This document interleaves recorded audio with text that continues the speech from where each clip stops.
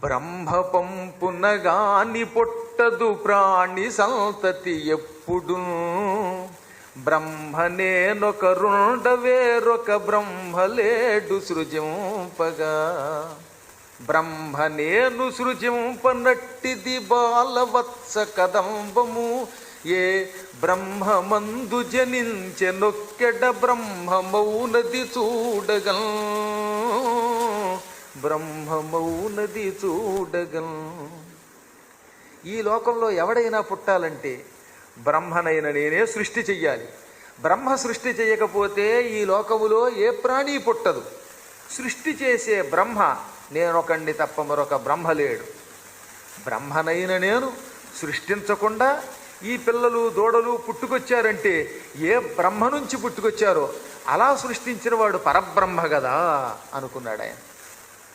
మోహ